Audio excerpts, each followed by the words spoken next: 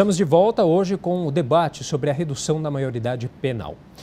E os nossos convidados são o vereador Alfredinho, do PT, o doutor em Direito e membro do MBL, o Movimento Brasil Livre, o doutor Luiz Felipe da Rocha Azevedo Panelli e o advogado Ari Fredenbach.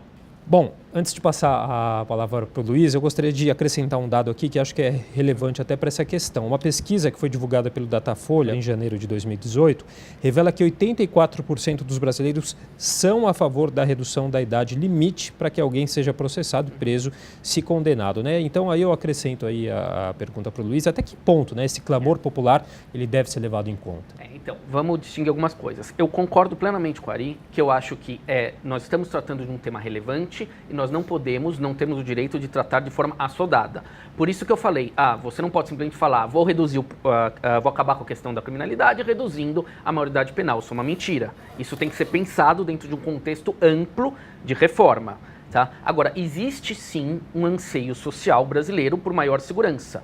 E esse anseio tem os seus motivos. Nós vivemos uma situação de muita insegurança. A nossa Constituição coloca a segurança como direito básico, tanto o direito individual, fundamental, no artigo 5º, quanto o direito social no artigo 6º. Então, não é possível que a gente continue vivendo reféns e vivendo sempre com um sentimento de medo. Então, este anseio da população brasileira por mais segurança é muito legítimo, sim, e deve ser atendido. Não só com uma medida. Não é só reduzir maioridade penal, é também reduzir maioridade penal, mas pensar dentro de um contexto e não de forma simplista. Aí o Ari citou o Datena, tal, eu abomino essas pessoas como Datena, tal, que sempre tem uma solução simplista, então prende, então mata, então não é nada disso. Tá? Nós temos que pensar aqui de maneira séria, mas dentro desse novo sistema de segurança pública que nós estamos buscando, que visa reverter esse quadro caótico, a redução da maioridade penal tem sim que ser levada em conta.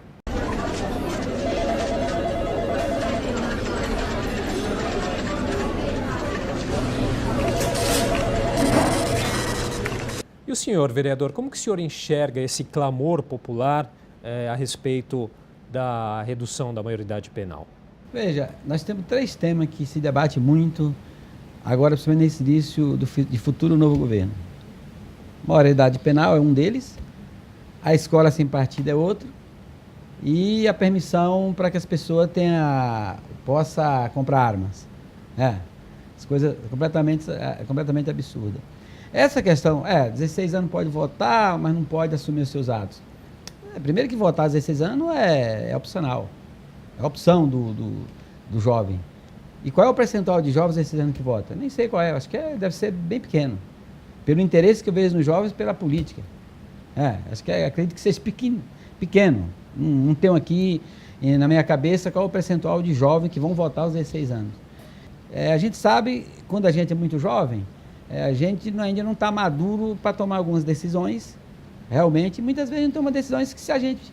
Hoje, na idade que a gente está, e quando a gente fica um pouquinho mais velho, a gente vai avaliar que se tivesse a experiência que a gente tem, com a idade que a gente tem agora, não tomaria algumas decisões que a gente tomou quando era mais jovem.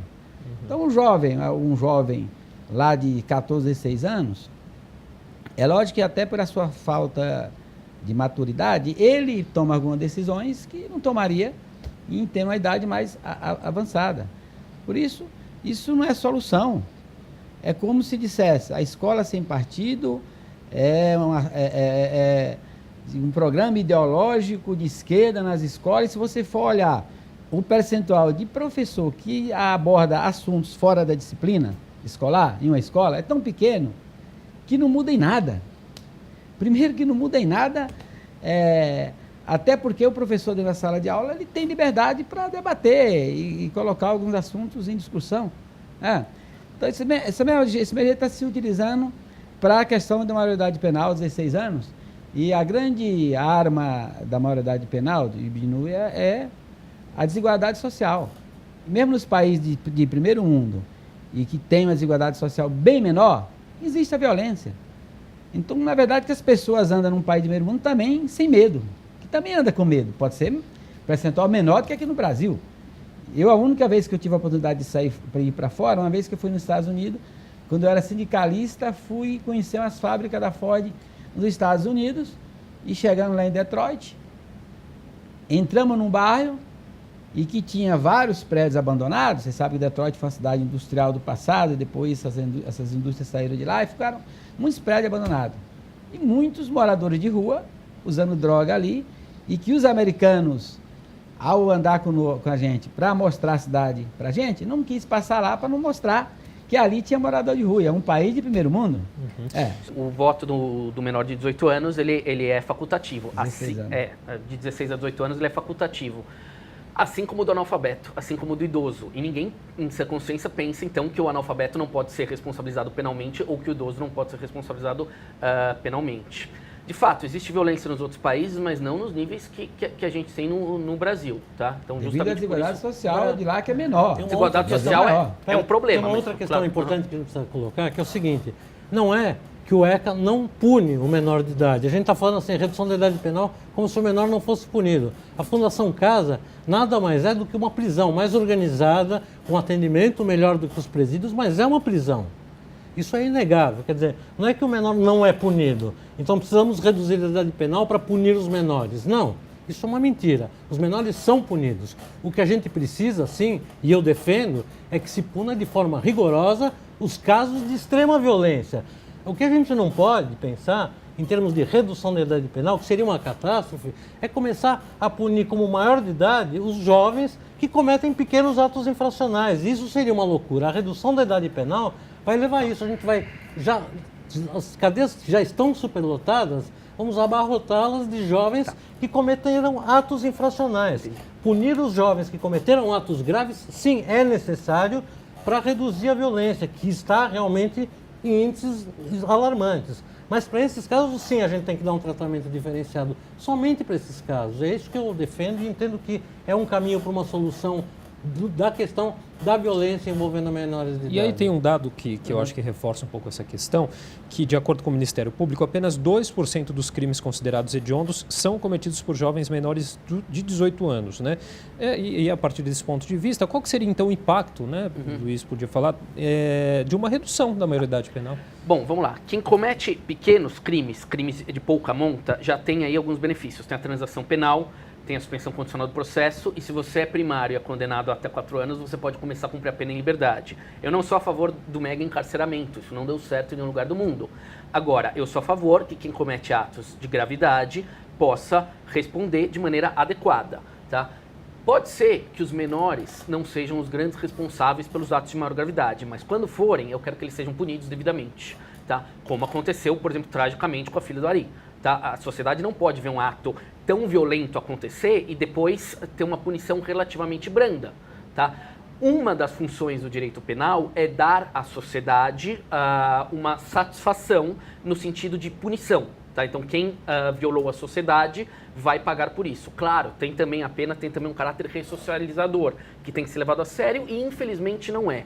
Mas a gente não pode esquecer que ela tem sim um aspecto punitivo. Então não é tanto uma questão de estatística. Podia ser um menor só que comete um crime. Eu quero que ele seja punido adequadamente. Tá? Quando eu falo punido adequadamente, não é que eu quero que ele seja colocado numa masmorra medieval, nada disso. Eu quero que a lei de execução penal seja cumprida. Tá? Que ele cumpra a pena com todos os direitos dele, mas que ele cumpra a pena devida e não uma mera medida infracional. O importante é que você está falando que com todos os direitos também, né? Também. Porque é uma questão que a gente precisa levar em conta, isso é muito importante. A gente vive num país que não existe prisão perpétua. Todo mundo um dia vai sair. Essas pessoas precisam ter condições de sair. Isso é uma coisa muito importante que você mencionou, a questão da revisão do nosso sistema carcerário. Isso é muito grave. As pessoas saem do sistema prisional sem condições de voltar para a vida, para a sociedade, né? Assim, não aprendeu nada, não teve estudo, não teve profissionalização nenhuma. Isso é uma questão que a gente precisa pensar com muita seriedade, tá? O que se faz com as pessoas quando são encarceradas? Nesse ponto, eu estou totalmente de acordo com ele. As nossas prisões são horrendas. Elas fazem um desserviço à sociedade, elas viram escolas do crime. Isso é muito ruim. A gente deveria também se preocupar com a ressocialização do preso. A única coisa que eu não concordo é com essa questão da consciência que o menor teria dos seus atos, como o vereador falou. Eu acho impossível que um menor de 15, 16 anos não saiba, por exemplo, que cometeu um latrocínio errado ou que cometeu um estupro errado. Isso, para mim, é inconcebível, porque são atos tão grotescos para as pessoas que têm uma ética mínima que é impossível que um adolescente de 15, 16 anos não saiba. Eu falo pela minha própria experiência. Claro que quando eu tinha 15 anos eu era muito mais imaturo do que eu sou hoje, tá? Não que hoje eu seja um grande exemplo, mas eu era muito mais imaturo do que eu sou hoje. Mas é claro que eu sabia que você pegar uma arma e dar um tiro em alguém era um ato horrendo e devia ser repudiado. Qualquer menor sabe. Com certeza. A partir Então tem dos que 10, ser 11 anos, o jovem tem essa consciência do que significa matar alguém. E para ele, mas essa é a questão. Desculpe voltar, bater na mesma tecla. A gente precisa tratar esses casos de forma diferenciada, mas somente esses casos. Reduzir a idade penal é uma estupidez. Saber ele sabe, lógico que ele sabe e tal. Mas assim, é claro que tem os crimes bárbaros que realmente, concordo com vocês, tem que ter uma punição específica. Eu não sei como é que está, por exemplo, já o trabalho da Fundação Casa. Me parece que hoje está muito melhor do que anos atrás. Com certeza. Não tem mais rebelião, a gente não vai mais falar. E a doutora Berenice, que hoje é secretária aqui, esse dia eu estive conversando com ela e ela me falando dos programas que ela implantou quando era presidente da Fundação Casa. Brilhante trabalho da doutora Berenice. Doutora Berenice, por exemplo. Pois é.